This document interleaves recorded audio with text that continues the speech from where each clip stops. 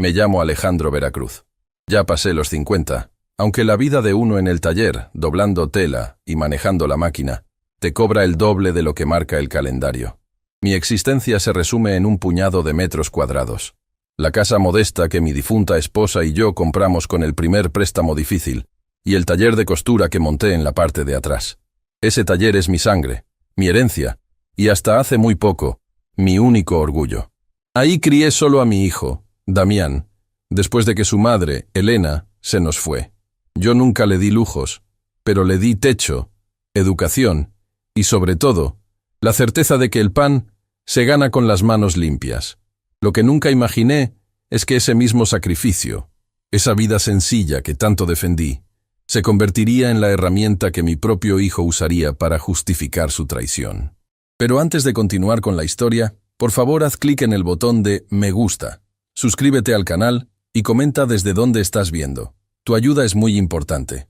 La historia que me obligó a poner los límites que debía haber puesto 20 años atrás empezó con el sonido de la risa. Una risa que era demasiado aguda, demasiado cruel, y que venía de mi propia cocina, justo cuando yo cruzaba el umbral después de un día de trabajo que se extendió más de lo debido. Damián ya estaba prometido. Su novia, Sofía, era una muchacha que a mí nunca me terminó de convencer. Demasiado pulcra, demasiado enfocada en las marcas y en hablar de cosas que no cabían en nuestra mesa de comedor. Desde que ella apareció, Damián empezó a cambiar, no de golpe, sino como una planta que se seca lentamente porque le cortan las raíces.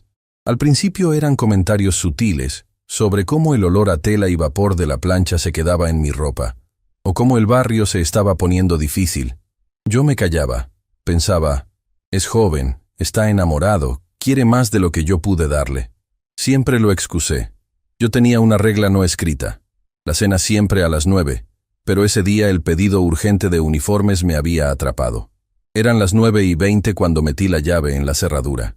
Siempre, al entrar, la costumbre era gritar un simple «Ya llegué» para anunciar que el jefe de la casa estaba ahí.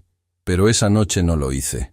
El cansancio era tan pesado que solo quería deslizarme sin hacer ruido, lavarme las manos y sentarme. La puerta de la cocina estaba entreabierta. Escuché la voz de Sofía antes de verla. Estaba hablando de la casa.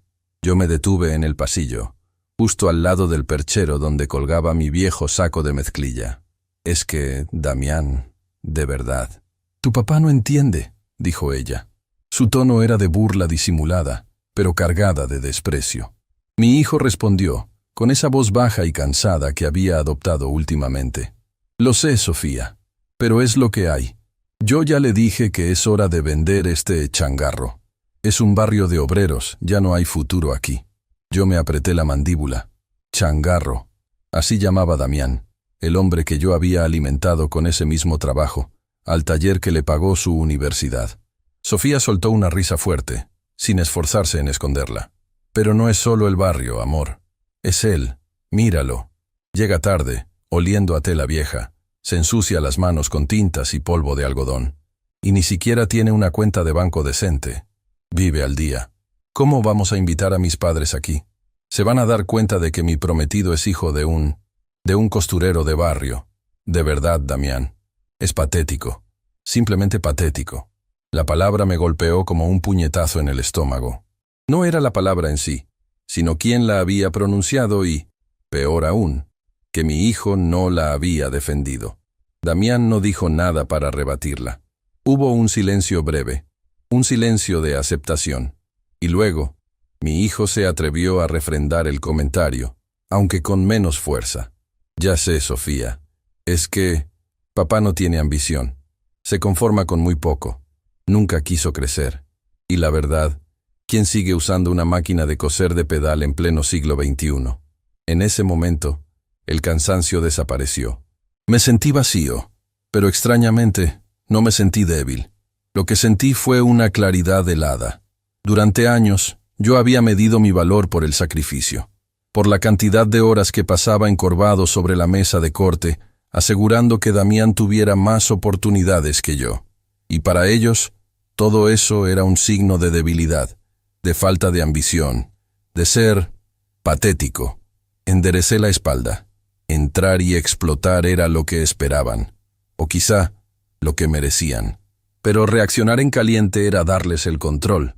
Yo había aprendido hace mucho que las batallas importantes se ganan en silencio, no gritando. Abrí la puerta de la cocina y entré. Tenían la mesa puesta, con unos platos de comida que ya se estaban enfriando. «Perdón por la tardanza», dije, con una voz que sonó normal, incluso aburrida. Era la voz de Alejandro Veracruz, el hombre que acaba de llegar del trabajo, no la voz del padre traicionado. Sofía saltó de la silla, nerviosa, con una sonrisa que no le llegaba a los ojos. «Alejandro, estábamos a punto de empezar. Tienes que probar la pasta que hice. Es mi receta familiar». Damián se levantó, más lento, y me dio un golpe suave en el hombro, un gesto que antes era afecto, y ahora se sentía como una excusa apresurada. «Sí, papá. Estábamos hablando de la boda, de los invitados». Yo los miré. Vi el pánico en los ojos de Sofía, la incomodidad profunda en mi hijo. Ellos no sabían si los había oído, y esa incertidumbre me dio una ventaja inesperada. Me limité a asentir. «Bien». Me lavo las manos y me siento. Mientras el agua fría corría sobre mis dedos, observaba mi reflejo en el espejo roto del baño. Mis ojos eran los de un hombre que acababa de recibir una noticia terminal, pero que no tenía permitido llorar. No, tenía que comer, tenía que fingir, tenía que escuchar más. Porque la risa de Sofía no era solo un insulto a mi trabajo, era la punta de un iceberg mucho más grande. Me senté a la mesa, la pasta estaba insípida, pero fingí disfrutarla. La conversación giró torpemente en torno a planes futuros. Fue ahí donde Sofía, creyendo que había escapado al ridículo, empezó a mostrarme sus verdaderas intenciones. «Alejandro», dijo ella, con una dulzura exagerada, «Damián y yo hemos estado pensando.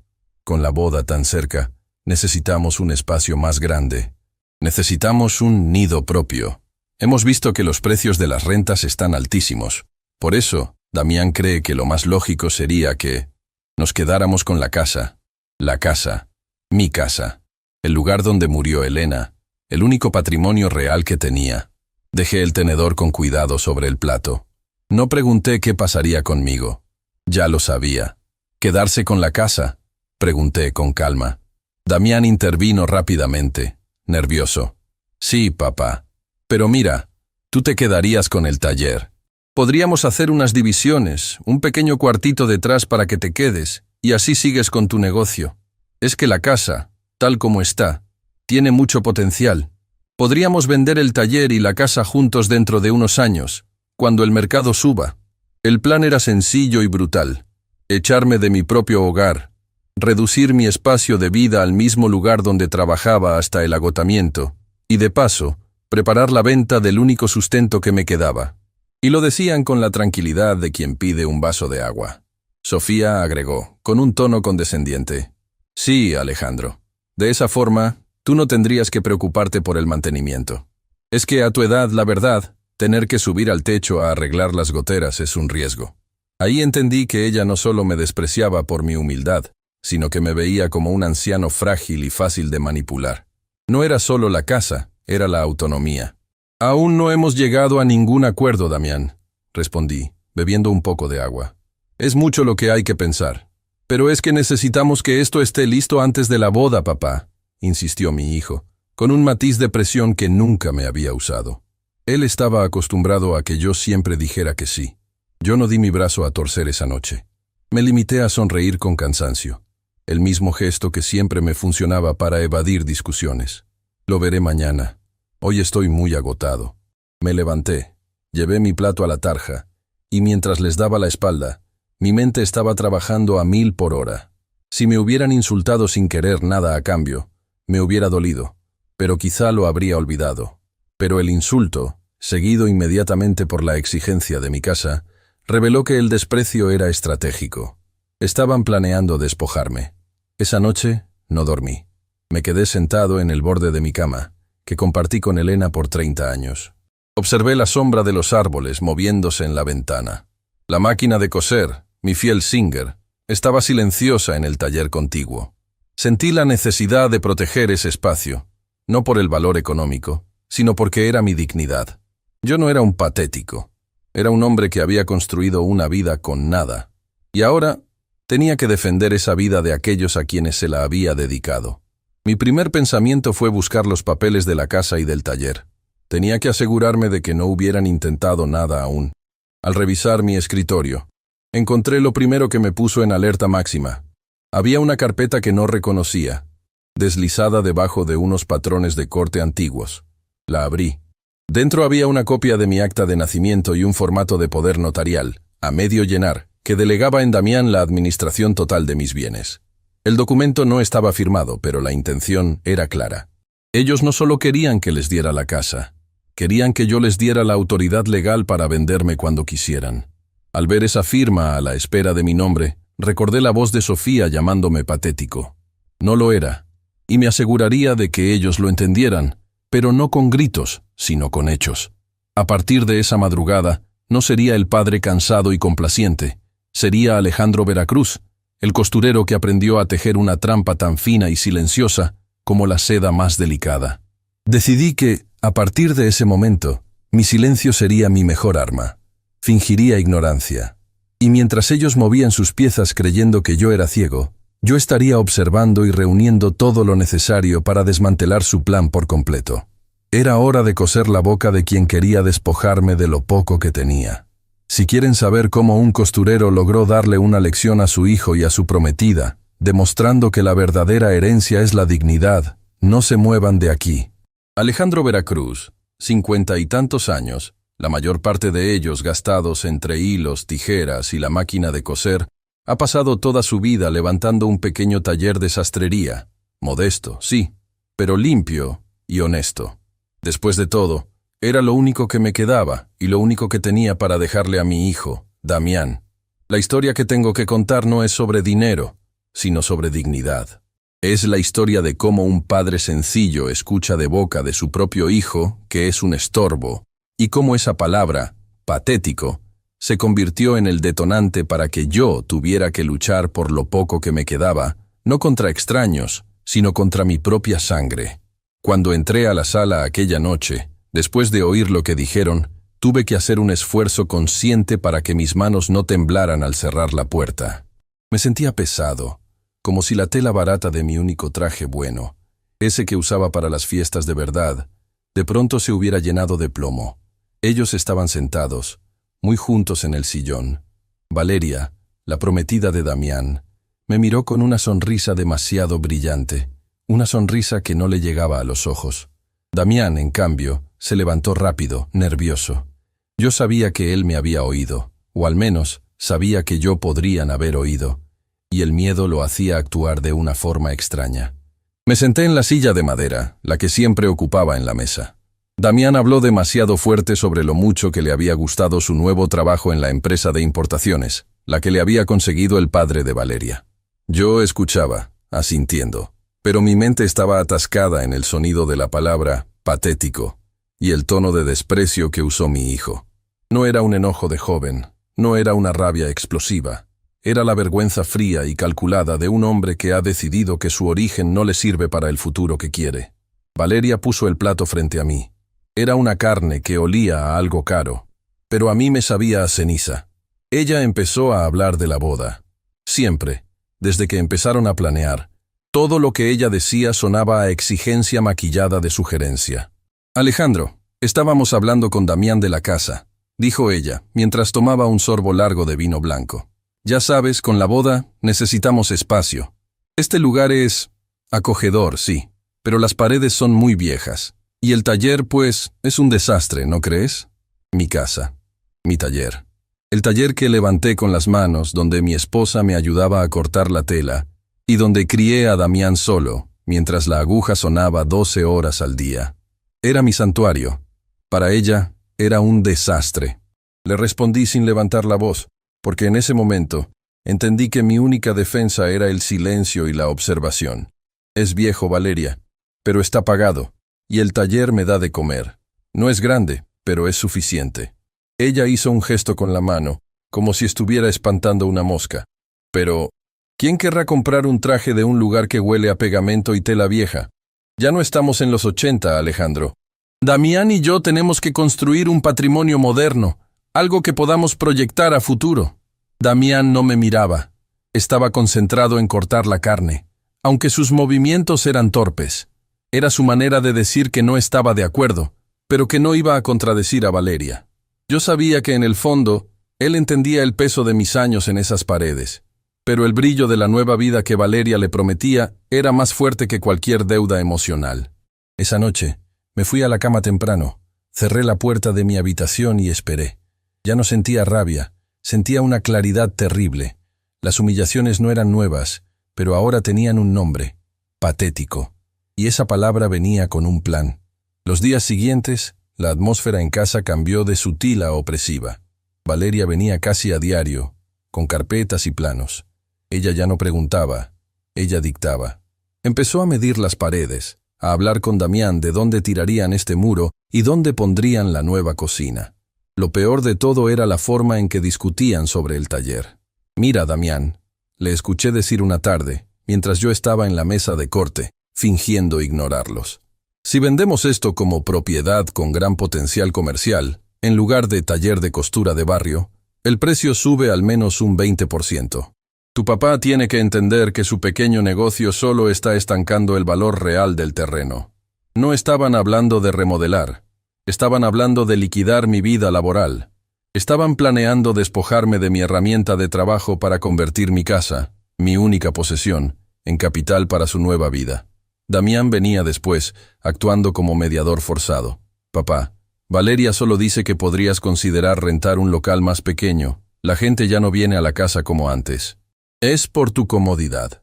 Mi comodidad es trabajar donde viví, Damián, le respondí, sin dejar de enfocarme en la tela. Si este taller se va, ¿dónde voy a trabajar? ¿Qué voy a hacer? ¿Depender de ustedes? Mi pregunta lo golpeó. Él se quedó en silencio, porque la respuesta, la que no quería decir, era precisamente esa. Sí, querían que yo dependiera de ellos. Querían mi casa y querían mi silencio. Y la única manera de asegurar mi silencio era asegurarse de que yo no tuviera nada más que ofrecer. Las peticiones injustas empezaron a escalar. Primero fue el dinero para el banquete de la boda, que debía ser sencillo, pero terminó costando lo que yo ganaba en 3 años. Luego, Damián me pidió que firmara un documento. «Es solo para actualizar el registro del predio, papá», me dijo una mañana, con prisa. «El banco nos pide que lo tengamos al día para el crédito hipotecario que vamos a usar para pagar los proveedores de la boda». El crédito hipotecario. Mi casa estaba libre de deudas. ¿Por qué el banco necesitaba mi casa para pagar una boda? Algo se me encendió dentro. La vieja desconfianza de quien ha pasado su vida contando centavos. «¿Qué dice exactamente este papel, Damián?», pregunté tomando los lentes de leer. «Nada importante. Solo firmas aquí abajo donde dice propietario para confirmar que los datos catastrales son correctos. Es un trámite. No te preocupes». Pero me preocupé. Me preocupé porque Damián no me dejaba leer. Él estaba parado sobre mí, mirando mi hombro, diciéndome que se le hacía tarde para el trabajo. Me lo quitó de las manos antes de que pudiera llegar al cuerpo del texto, solo permitiéndome ver el encabezado que decía algo sobre una declaración unilateral de gravamen y un número grande de pesos mexicanos. «Lo firmo al rato, Damián», dije con calma forzada. «Necesito revisar mis propios papeles primero. No vaya a ser que haya un error en el domicilio. Déjalo aquí, en el escritorio». Él dudó, visiblemente incómodo. Valeria le había enseñado a no dejar cabos sueltos, pero él todavía era demasiado blando para enfrentarme de frente. Finalmente, lo dejó, pero con una advertencia. «No lo pierdas, papá. Lo necesito hoy mismo. Es urgente». Él se fue. Yo me quedé inmóvil en el taller. Sabía que ese papel era la llave para entender lo que estaban planeando. Pero antes de leer, tuve que reafirmar mi motivación. Mi motivación no era convertirme en un mártir. Mi motivación era la dignidad de la memoria de mi esposa, que había puesto cada puntada de su vida en esas paredes. Y estaba mi nieto, mi pequeño Mateo, el hijo de mi sobrina, que venía a verme los fines de semana. Mateo era la única luz que no venía de una ambición calculada. Cuando Mateo venía, no le importaba el olor a tela vieja. Le importaba que yo le enseñara a usar la máquina de coser para hacer pequeños títeres. Él era el único que me miraba como un abuelo, no como un obstáculo. Él era el personaje inocente que me anclaba a la realidad. Si ellos lograban echarme o hipotecar mi casa, yo perdería la estabilidad que me permitía tener esos momentos con él. Mateo, el niño, se convirtió en mi límite moral. No iba a permitir que me dejaran en la calle. Esperé hasta que la casa estuvo en completo silencio esa noche. La luna se filtraba por la ventana del taller. Me senté con el documento de Damián y mis lentes. La tinta parecía saltar de la página. El título era engañoso. No era una simple actualización catastral. Era una promesa de cesión de derechos hipotecarios a favor de Valeria, disfrazada de préstamo para la boda. Damián estaba intentando que yo cediera la casa como garantía total de un préstamo que él y Valeria tomarían, con una cláusula muy específica. Si el préstamo no se pagaba, la propiedad pasaba automáticamente al titular del préstamo, que sería, claro, Valeria. Y dado que la cantidad del préstamo era exagerada para su capacidad de pago, era evidente que el plan era forzar el incumplimiento. Me costó respirar. No era solo que me llamaran patético, era que mi hijo, a quien le había dado todo, estaba conspirando activamente para dejarme sin techo por la ambición de una mujer que acababa de conocer. Esto no era un error, era una traición medida y fría. En ese momento, la rabia no llegó. Llegó la calma. Una calma de hielo que me permitió pensar con precisión. Entendí que yo, Alejandro Veracruz, el sastre humilde, no podía enfrentarme a ellos con gritos o sentimientos. Tenía que enfrentarme a ellos con hechos y con la ley. Esa misma noche, después de fotocopiar el documento en una pequeña copiadora que tenía guardada para patrones, la guardé en una caja de metal bajo la cama. Fingí que lo había extraviado. A la mañana siguiente, Damián me preguntó, con el rostro serio, si había firmado el papel. «Hijo, discúlpame», le dije, actuando como el anciano despistado que creían que era. Con la emoción de la boda, no sé dónde lo dejé. Creo que lo puse en la caja de patrones viejos. ¿No me trajiste otro? Damián suspiró, frustrado. Valeria no le había enseñado a lidiar con el fracaso. No te preocupes, papá. Le digo a Valeria que traiga otra copia. Pero por favor, trata de no perderla. Estamos muy presionados con los tiempos. Ellos se sintieron seguros. Creyeron que yo era tan simple que lo firmaría la próxima vez sin leer. Pero mientras Damián se iba, yo ya estaba llamando al único hombre que me había sido leal y que, además, conocía los vericuetos legales de esta colonia. Don Ricardo, el notario jubilado que venía a verme cada diciembre para arreglarle sus trajes de invierno. Él conocía mi historia de sacrificio, y yo sabía que podía confiarle lo que había encontrado. La estrategia fue sencilla. Silencio. Dejar que ellos creyeran que tenían el control. Dejar que Valeria siguiera moviendo sus piezas, midiendo mi casa y organizando su boda cara con mi patrimonio. Mientras tanto, yo me dedicaría a asegurar mi defensa, sin confrontación alguna. Los días se convirtieron en un teatro. Yo seguía cosiendo, seguía cortando tela, seguía sirviendo el café. Pero ahora, cada gesto de Valeria, cada comentario sobre lo feo de mis muebles o lo anticuado de mi vida, era solo una prueba más que yo almacenaba en la memoria. No eran insultos, eran la confirmación de su ambición. El abuso había escalado. Ya no era solo emocional, era una invasión directa a mi autonomía y a mi supervivencia. Y yo, el costurero patético, estaba a punto de demostrarles que el silencio de un hombre honesto es mucho más peligroso que la voz fuerte de un ambicioso. Si quieren saber cómo usé ese documento para cambiar el juego y exponer el fraude de Valeria frente a mi hijo y mi comunidad, tienen que seguir escuchando. La justicia no siempre es ruidosa. A veces es solo la aguja de un sastre, lenta, pero segura. Si les está gustando esta historia de justicia silenciosa, ayúdenme a que más personas la escuchen. Dejen su like y suscríbanse al canal. Soy Alejandro Veracruz. Tengo 58 años. Aunque la vida de costurero y las noches sin dormir por sacar adelante el taller me hayan puesto unos cuantos más. Yo no vengo aquí a pedir lástima. Lo que pasó no es una tragedia de telenovela. Es algo mucho más común de lo que la gente cree. La traición de la sangre. La ingratitud que viene vestida de ambición. Lo que quiero contarles es cómo reaccioné cuando mi propio hijo, Damián, y su prometida, se confabularon para despojarme de lo poco que tenía, de mi casa y de mi taller. llamándome patético a mis espaldas, sin saber que cada palabra había caído sobre mí como una losa de concreto. Después de esa noche de la cena, el aire en la casa cambió. Ya no era un silencio cómodo, ese silencio de padre e hijo que se entienden sin hablar. Era un silencio espeso, lleno de reproches no dichos y miradas que yo evitaba. Yo había escuchado la verdad.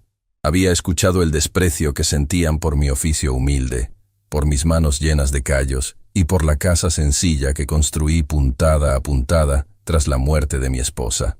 Pero no dije nada. Decir algo en ese momento habría sido una explosión sin dirección.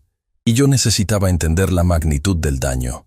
Necesitaba saber si solo era un comentario cruel, un desliz de juventud, o si detrás había algo más frío, algo planeado. La prometida de Damián, ella aceleró el paso. Desde ese día, ya no solo se limitaba a criticar la decoración de la sala. Empezó a inmiscuirse directamente en el taller. Mi taller es mi santuario. Es el lugar donde he cortado tela por 30 años, donde la máquina de coser es la extensión de mi brazo. Ella comenzó a aparecer por las mañanas, ayudando, decía, pero su ayuda consistía en desmantelar mi sistema. Un día llegó y me dijo, con esa voz dulce pero cortante que usaba para manipular a Damián: Alejandro, el inventario es un desastre. Esos rollos de tela viejos no valen nada, ocupan espacio. ¿Y tus precios? ¿Por qué cobras tan poco por un traje tan fino? Debes actualizarte. Yo la escuchaba mientras mis manos seguían la costura. Yo sé lo que vale mi trabajo y sé el margen que debo manejar para que la gente de este barrio pueda permitirse un arreglo de calidad. Pero ella no entendía de clientes leales ni de economía de barrio. Ella entendía de números grandes y ganancias rápidas. Es que así no progresamos, Alejandro, me insistió. Si el taller da más dinero, podremos pagar una boda decente y Damián no tendrá que estar tan preocupado. Esa era la clave, siempre. Usar a mi hijo como escudo y la boda como urgencia. Sentí la invasión. Sentí cómo mi propia identidad, mi manera de ser y de ganarme la vida, se convertía en un obstáculo para su progreso. Intenté poner un límite suave. Mira, hija, le dije, este taller funciona así desde hace muchos años. La gente me conoce. Si subo los precios de repente, pierdo la clientela. Ella me miró con una expresión que solo viéndola se entiende. Era una mezcla de lástima condescendiente y fastidio profesional. Es que esa es la mentalidad de escasez, ¿entiendes? Hay que pensar en grande, no en el cliente de la esquina. Deberíamos vender este equipo viejo y comprar algo digital. Sería una inversión. Yo miré mi máquina Singer, la que compré con el primer sueldo de verdad, la que me ayudó a criar a Damián. Viejo sí, pero leal. Y me sentí, de verdad, como un mueble viejo que estorbaba en su proyecto de vida lujosa. La presión sobre la casa se hizo insoportable. Ella y Damián venían cada noche con el mismo tema, la necesidad de reestructurar la hipoteca o, más bien, de poner la casa a nombre de Damián. Papá, es solo por seguridad, me decía Damián, evitando mi mirada, mientras picoteaba la cena que yo había preparado. Necesitamos esa garantía para el crédito del negocio que queremos abrir. Es un local de ropa en el centro. Será una fortuna. Pero la casa ya está pagada, yo les respondí, tratando de mantener la voz firme. No hay hipoteca, es mía. Ella intervino, rápida. Sí, pero si la pones a nombre de Damián, el banco lo ve como una garantía más sólida. Y así podemos pedir un préstamo mayor, a nombre de los dos. Es solo un papel, Alejandro. No te va a pasar nada. Seguirás viviendo aquí. Es solo un trámite legal para avanzar. Piensa en el futuro de Damián. Siempre el futuro de Damián, nunca el mío. Lo que ella no sabía era que, desde que escuché lo de patético, yo ya no confiaba en sus intenciones, y mucho menos en el consentimiento silencioso de mi hijo. Yo sabía que ceder la casa, mi único patrimonio, era darles la herramienta para echarme a la calle. Era mi ancla. Mi única excusa para demorar la firma era el papeleo. Inventé que el notario de la familia estaba enfermo, que la escritura original estaba en resguardo y que me costaría tiempo conseguir una copia certificada. Ellos se frustraban, pero no podían presionarme abiertamente sin parecer abusivos. Mientras fingía buscar los documentos, yo empecé mi propio movimiento en silencio. No soy un hombre de mucho dinero, pero tengo algo que el dinero no compra: la lealtad de la gente que vio mis sacrificios. Había un hombre, don Rogelio, mi primer empleado, un sastre ya retirado, con casi 80 años, que me veía como a un hijo. Rogelio había trabajado conmigo en el taller por 20 años y ahora pasaba las tardes en el parque. Lo llamé discretamente y le conté lo esencial, que sentía que mi hijo me estaba engañando con la ayuda de su prometida y que temía perder mi casa. Rogelio me miró con esa sabiduría vieja y lenta.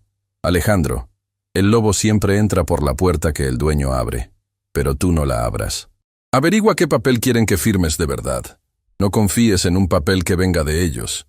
Ve a un abogado, de los tuyos, de los que saben de la gente sencilla. Siguiendo su consejo, busqué a la licenciada Elena, una mujer joven, pero con una reputación impecable en el barrio, especializada en derecho familiar y protección patrimonial. Le conté la historia con toda la contención posible, desde el comentario de patético hasta la insistencia en la firma de las escrituras. Ella me escuchó con una seriedad que me dio tranquilidad. Necesitamos ver exactamente qué documentos están manejando, don Alejandro. Ellos le están pidiendo que transfiera su propiedad a su hijo. Si la casa está libre de gravámenes, una transferencia directa lo deja a usted sin ninguna protección legal. Necesitamos pruebas de su intención real. Me sentí un espía en mi propia casa. Las noches se volvieron una vigilia. Mientras ellos dormían o salían, yo revisaba. Buscaba carpetas, revisaba la impresora, los papeles de la mesa de centro. No quería encontrar nada, pero al mismo tiempo lo deseaba con una desesperación fría. Necesitaba la prueba para poder actuar. La oportunidad llegó una noche en que Damián y su prometida salieron a una reunión de negocios y tardaron en volver. Yo estaba en el comedor, doblando servilletas, cuando vi un sobre de Manila mal cerrado que ella había dejado sobre un sillón. Estaba marcado con el nombre de un despacho de abogados que yo no conocía. Mis manos temblaron un poco, pero me recordé a mí mismo que no estaba robando, estaba defendiéndome. Saqué los documentos. Eran varios folios con letra pequeña, contratos y cartas membretadas. Lo primero que encontré fue una tasación. El valor de mi casa, detallado. Abajo, un informe indicaba el potencial de venta rápida en el sector de clase media emergente. Pero lo que me detuvo el aliento y me congeló la sangre fue un borrador de contrato de compra-venta. No era un documento de garantía bancaria, era un plan explícito para vender la propiedad. El documento indicaba que, inmediatamente después de la firma de transferencia de propiedad a Damián, lo que ella llamaba trámite de seguridad, la casa sería puesta en venta activa. Había incluso una cláusula que me rompió el alma. Mencionaba que la residencia del ocupante actual sería negociada en términos de un contrato de arrendamiento temporal, sujeto a revisión en un plazo no mayor a 6 meses después de la transacción. Me iban a echar de mi casa, la que había construido con mis propias manos, la que me recordaba a mi esposa. Y planeaban ponerme un alquiler en mi propio hogar por unos meses, hasta que fuera más fácil deshacerse de mí. Todo lo que habían dicho era una mentira elaborada. No era un préstamo para un negocio, era un despojo. Mi hijo era cómplice de un fraude diseñado para dejarme en la calle. Volví a meter los papeles en el sobre, con el pulso martilleando en mis oídos. El shock no fue ruidoso, fue interno, un colapso silencioso. Me senté y respiré hondo, tratando de asimilar que la persona que dormía bajo mi techo, que comía mi comida y que se decía mi hijo, estaba planeando mi ruina total. A partir de ese momento, mi silencio dejó de ser pasividad y se convirtió en estrategia. Yo era el observador que sabía demasiado, y ellos, los actores que no sabían que el telón se había levantado antes de tiempo. Al día siguiente, actué como si nada. Preparé el desayuno, hablé del clima, pregunté por la reunión de negocios, que según ellos había sido un éxito. Mi vida externa era la de un padre viejo, confiado y un poco ingenuo. Pero por dentro, yo ya había cambiado la cerradura, metafóricamente hablando. Llamé a la licenciada Elena y le pedí una reunión urgente, llevándole copias fotográficas de los documentos que había visto. Ella me confirmó la gravedad de la situación. Don Alejandro, esto no es solo ambición, esto es un intento de fraude. Si usted firma esa transferencia, Incluso si su hijo no fuera parte del plan, su prometida podría obligarlo a vender, y usted no tendría recurso. Tenemos que actuar inmediatamente para proteger su patrimonio, y más importante, protegerlo a usted. Mi único consuelo fue que no actué impulsivamente. No grité, no acusé a mi hijo, no le di la oportunidad de inventar otra mentira. Mi objetivo ahora era simple: proteger lo que era mío y desenmascarar a esa mujer sin hacer un escándalo público, usando la ley, la única herramienta que ellos respetaban. La licenciada Elena me dio instrucciones precisas. Usted seguirá demorando la firma. Utilice las mismas excusas burocráticas: el notario, el registro, la copia extraviada. Mientras tanto, vamos a movernos. Lo primero es asegurar una cláusula de patrimonio familiar inalienable sobre la casa. Eso impedirá cualquier venta sin su consentimiento. Y lo segundo, vamos a auditar el taller. Necesitamos demostrar que usted es el único dueño legal y que no hay deudas asociadas a terceros. Me sumergí en la tarea, dedicando mis tardes, después de las horas de costura, a reunir facturas viejas, recibos bancarios y documentos fiscales. Don Rogelio, mi sastre de confianza, me ayudó a organizar los papeles del taller. Él entendía el sacrificio de cada recibo. Mientras yo reunía mi armamento legal, ellos seguían con su teatro. La prometida de Damián se volvió más irritante en el taller, pidiendo dinero prestado para los gastos de la boda y asegurando que me lo devolvería con los millones del nuevo negocio.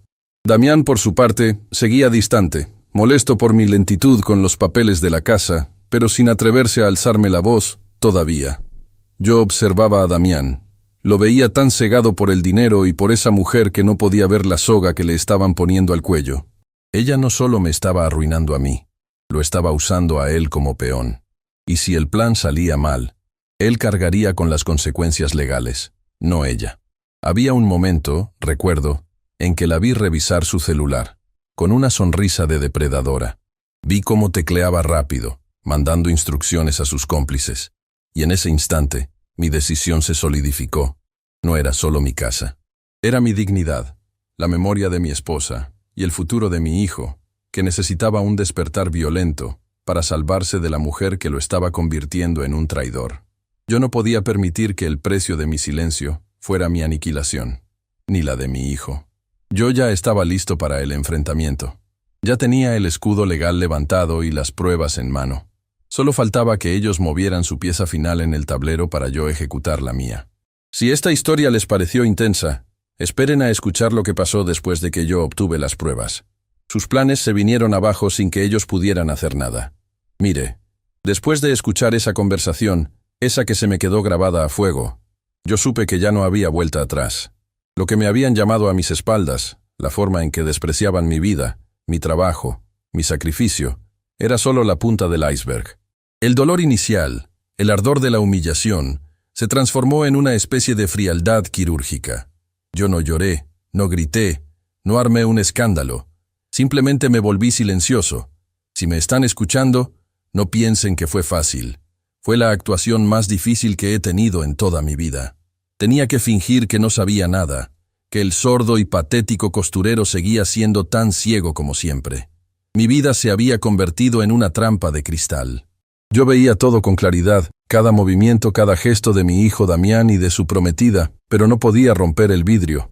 La necesidad de reunir las pruebas suficientes, de entender exactamente qué era lo que planeaban quitarme, me obligó a tragarme la rabia y a seguir sentándome en la mesa con ellos, como si nada.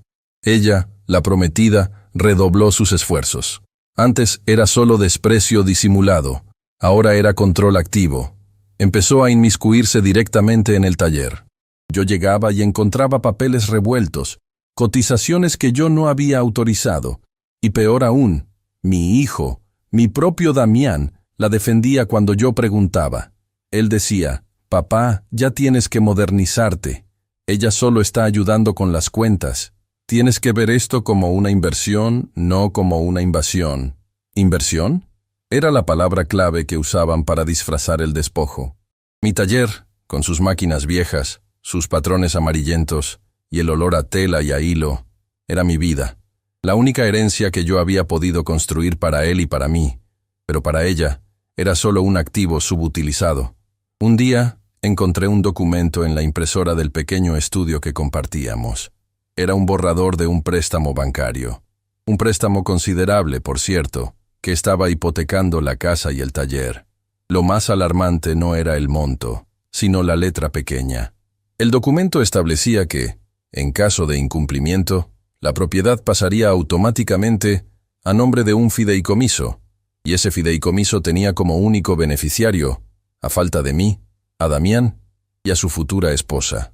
Lo estaban planeando para que yo fuera el aval, el pagador silencioso, y si algo salía mal, o si, Dios no lo quiera, yo faltaba, ellos se quedarían con todo sin ninguna carga legal que les impidiera vender y empezar de cero. El documento estaba incompleto, le faltaban mis firmas y sellos, pero la intención estaba allí, clara y fría, impresa en papel de alto gramaje. Yo guardé ese documento. No lo tiré, no lo confronté. Lo doblé con cuidado y lo metí dentro de una vieja caja de herramientas que solo yo tocaba.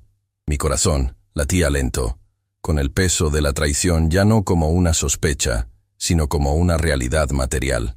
Para esto, yo ya me había acercado a mi compadre, don Raúl. Don Raúl no era abogado, era un notario jubilado que había sido amigo de mi esposa. Él conocía mi historia, sabía lo que me había costado levantar el negocio desde cero, cuando solo éramos una máquina de coser y yo durmiendo en el suelo del local. Le llevé una copia de ese borrador de préstamo sin decirle que lo había sacado de casa. Le dije que eran documentos que me llegaron por error de un conocido. Él los miró con esa calma que solo da la experiencia.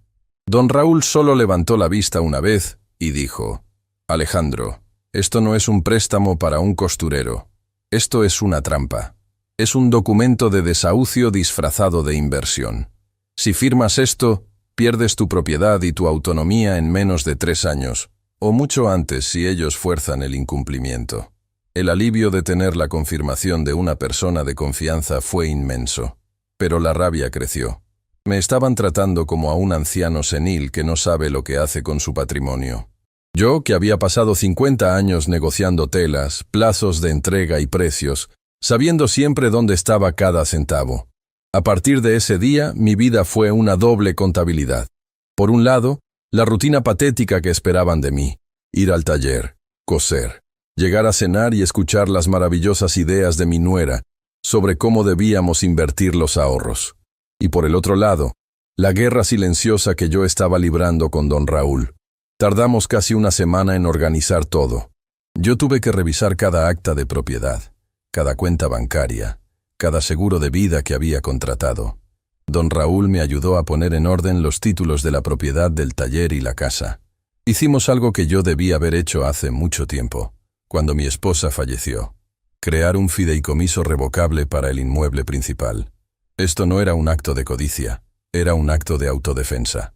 Al poner la propiedad dentro de ese fideicomiso, la hacía legalmente intocable para cualquier deuda o préstamo que yo no autorizara explícitamente y con conocimiento de causa.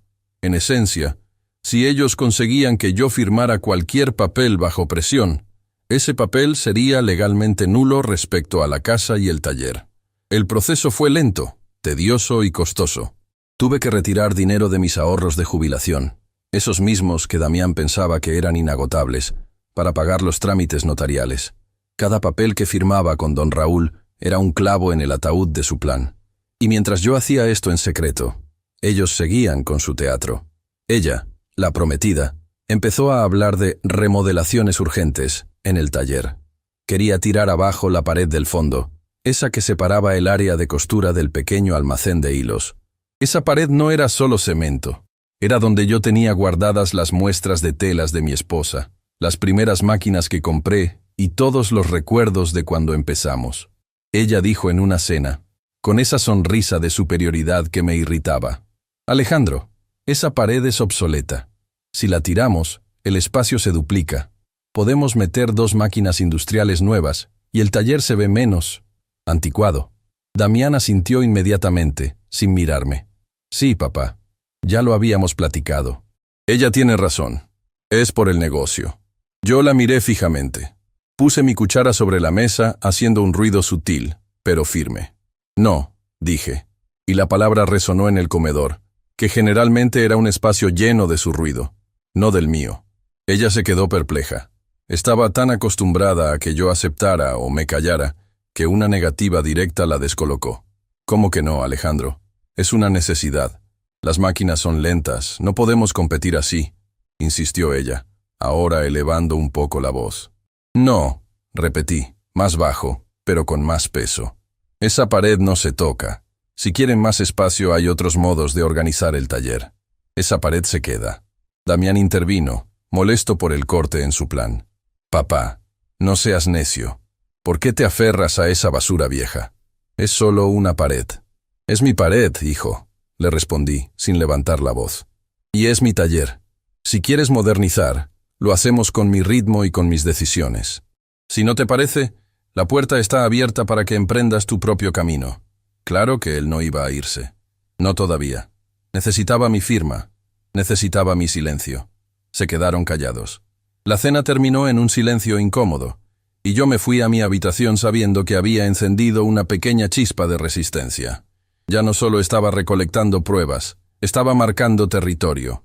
La presión se intensificó después de ese incidente. La prometida sabía que yo me estaba resistiendo, aunque no sospechaba que yo supiera del plan completo. Empezaron a presionarme sutilmente sobre el dinero. Un día, Damián vino y me pidió prestados 20,000 pesos. Dijo que era para la fianza de un nuevo proveedor de telas. Necesitamos pagar por adelantado, papá. Si no lo hacemos, perdemos el contrato. Y si perdemos ese contrato, perdemos ganancias enormes. Yo sabía que era mentira. Yo conocía a todos mis proveedores y las condiciones de pago. Este era un truco para sondear mis cuentas, para ver si yo todavía tenía el control sobre mis ahorros. Le dije, hijo, ¿por qué no usas el dinero de la cuenta de la boda? Sé que tienes un buen monto guardado ahí. Él se puso visiblemente nervioso. Eso es intocable, papá. Es para nuestro futuro. Esto es para el negocio. Es diferente. Claro que era diferente. Lo de la boda era para ellos.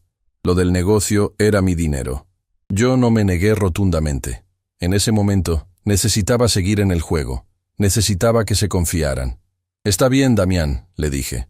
Te voy a dar el dinero, pero lo quiero con un pagaré simple, firmado por ti, solo por orden. Es la costumbre de la casa. La prometida se enojó cuando él le contó, pero la necesidad era más grande que su orgullo. Damián vino, firmó el pagaré por los 20,000 pesos, y yo le entregué el efectivo. Yo sabía que nunca vería ese dinero de vuelta, pero ese pequeño papel era otra pieza de evidencia. No era solo la traición emocional, era una traición financiera documentada. Mientras ellos creían que estaban avanzando en su plan de despojarme, yo ya había asegurado mi posición. El fideicomiso estaba formalizado. Mis cuentas bancarias estaban protegidas con nuevas claves y cláusulas de doble autorización, que mi hijo no conocía. La semana siguiente, ella, con esa audacia que solo tienen los que se sienten intocables, dio el golpe de gracia. Me pidió que dejara de ir al taller a coser. Llegó a la hora del almuerzo, muy sonriente, y me dijo, Alejandro, mira, ya no tienes que venir todos los días. Damián y yo podemos manejar la operación. Tú ya has trabajado mucho. Deberías tomarte unas vacaciones. Larga temporada. El dinero de tus ahorros está seguro. Podemos dártelo mes con mes para que no te preocupes. La propuesta era clara. Me estaban ofreciendo una pensión mísera a cambio de mi exclusión total. Querían sacarme de mi propio entorno para que no pudiera ver lo que harían con mi vida, con mi legado. ¿Y dónde me sugieres que me vaya, hija? Pregunté con la máxima calma. No sé, a la costa, o a donde sea que te guste. Solo necesitas descansar. No es sano que te estreses con los nuevos planes. Queremos que estés tranquilo. Me estaban despojando con una sonrisa y una taza de té. Y en ese momento, entendí que ya no podía esperar más. La defensa legal estaba lista, la evidencia recolectada, y mi dignidad estaba a punto de ser incinerada. Si aceptaba esa jubilación, yo no volvería a entrar a mi taller, no como el dueño. Miré a Damián. Él mantenía la vista baja, jugando con la comida. Él no era el cerebro, pero era el cómplice. La prometida esperaba una respuesta. Ella creía que yo iba a ceder por cansancio, o por miedo a ser una carga. Pero yo ya no era el hombre que había escuchado el insulto en el pasillo. Yo era el hombre que había pasado 2 semanas protegiendo lo poco que tenía. Mi voz no tembló. Solo dije, gracias por la sugerencia, pero no me voy a ir a la costa. Y no voy a dejar de trabajar. Hay algo que tienen que entender. Ella iba a interrumpirme, pero yo levanté la mano, un gesto que jamás le había hecho a nadie. No me interrumpas. Lo que tienen que entender, y lo vamos a discutir ahora mismo, es por qué han estado haciendo todo esto. El aire se congeló. Vi cómo el color abandonaba la cara de Damián. La prometida mantuvo su fachada por un segundo más, antes de que su máscara se rompiera. Yo saqué el borrador del préstamo, el pagaré por los 20,000 pesos y un extracto bancario que probaba que yo había movido mis activos. La partida de ajedrez había terminado. Era el momento de mostrarles las pruebas de su traición, cara a cara. Si quieren saber cómo usé todas esas pruebas para exponer a esa mujer y obligar a mi hijo a ver la verdad, y lo que pasó con el taller, quédense para la siguiente parte de esta historia. Yo no quería un circo. Nunca quise drama. Yo solo quería paz, mi taller, y que mi hijo fuera una persona decente, aunque no fuera exitosa en los términos que él o la prometida creían. Cuando tuve todas las pruebas en mis manos, no sentí euforia. Sentí un peso frío, como si la verdad fuera de plomo. Había asegurado mi casa y mi taller, a través de la notaría de don Javier, con un fideicomiso simple que, si bien no me volvía intocable, sí hacía imposible que Damián o ella pudieran hipotecar o vender sin mi consentimiento explícito, y sin una serie de condiciones que la ley establecía para proteger a los propietarios mayores. Yo ya había movido las cuentas, y aunque Damián había logrado sacar una suma considerable de las ganancias de fin de año, lo que quedaba ya estaba resguardado. La confrontación ocurrió una tarde, no en una cena elegante, sino aquí, en la oficina pequeña del taller, el lugar donde siempre habíamos discutido los números. Los llamé con el pretexto de firmar unos papeles de reestructuración de deuda, algo que ella me había estado presionando para hacer, creyendo que yo cedería y firmaría un poder amplio.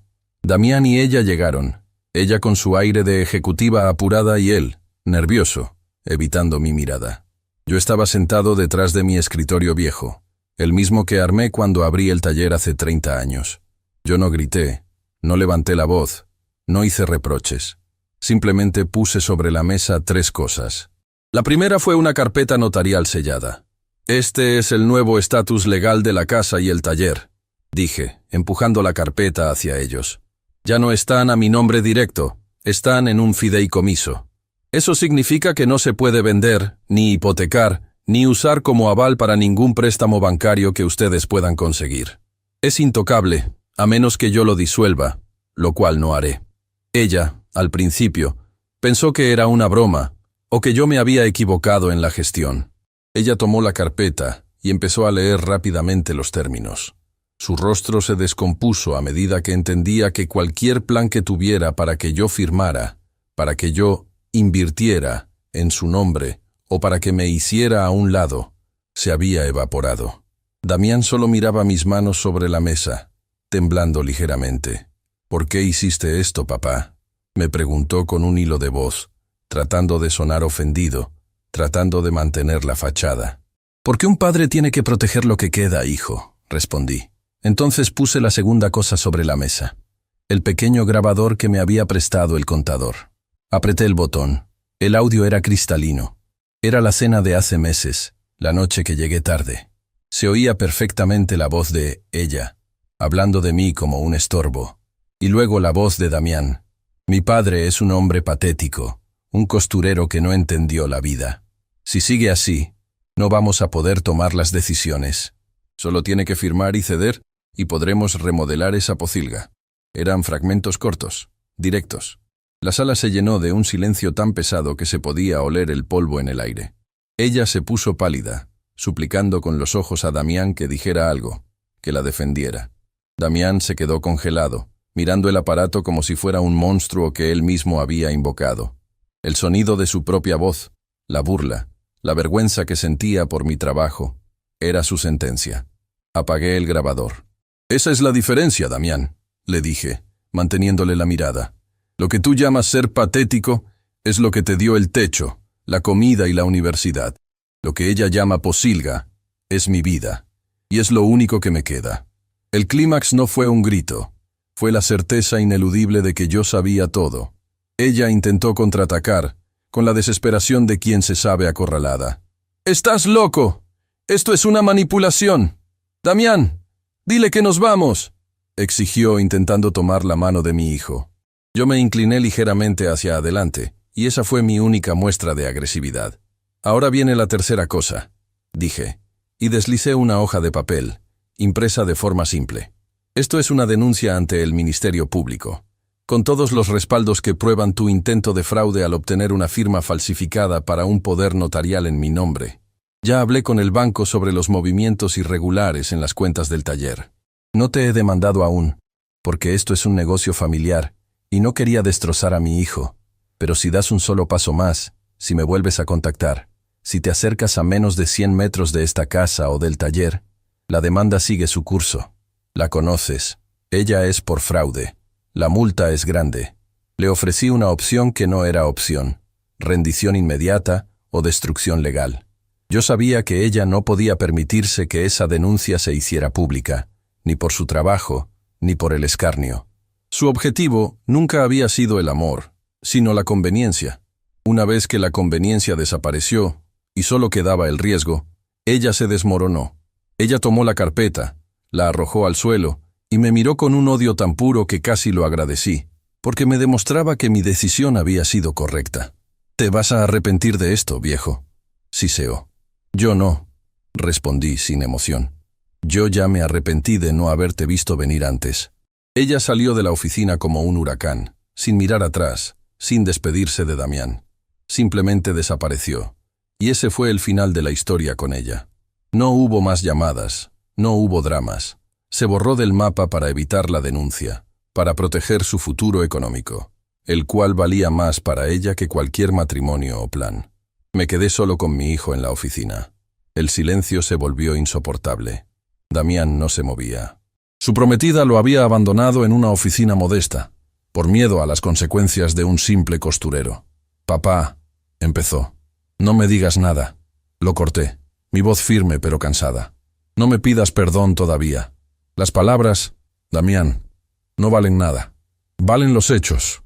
Puse frente a él un documento que detallaba la cantidad exacta de dinero que había desviado de las cuentas del taller, la que creía que yo no había notado. No era una fortuna, pero para el taller era crucial. Era el fondo de emergencia. «Esta es la deuda. No solo el dinero, Damián. Es la deuda moral que tienes conmigo y con tu madre», le dije. Su madre había trabajado codo con codo conmigo para ahorrar ese dinero. «Lo voy a regresar, papá. Te juro que lo voy a regresar», me prometió. «Lo sé», dije yo. «Lo vas a regresar trabajando». El castigo que impuse a mi hijo no fue sentimental. Fue laboral.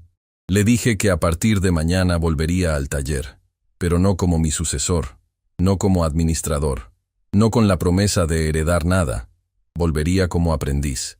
El salario que ganaría iría directamente a pagar la deuda. No tendría privilegios. No le permití volver a la universidad por el momento. Le dije que primero tenía que entender el valor de las cosas desde el suelo, que tenía que volver a ganarse el derecho de estudiar y de mirar a la cara a los empleados leales que tanto lo respetaban y que yo sabía que él había defraudado con sus acciones. Le exigí otra cosa más, algo que él aceptó sin chistar: terapia. Necesitaba entender por qué había permitido que una ambición tan vacía lo convirtiera en una persona tan desleal. Necesitaba reconstruir su carácter. Los primeros meses fueron terribles. La vergüenza era una capa visible en su piel. Estaba desorientado, herido, pero sobre todo, humillado por la verdad. Mi hijo, el egresado universitario, estaba barriendo el piso, cargando rollos de tela, cosiendo dobladillos y entregando pedidos en su carro viejo. Al principio, lo observé con distancia. No éramos padre e hijo, éramos jefe y empleado. Yo era inflexible en el horario y en la disciplina. Si llegaba un minuto tarde, le descontaba. Si una pieza salía mal, la desechaba y la volvía a hacer. La gente del taller, los que me conocen de toda la vida, lo observaban también. Ellos sabían que no era un castigo cruel, sino una oportunidad.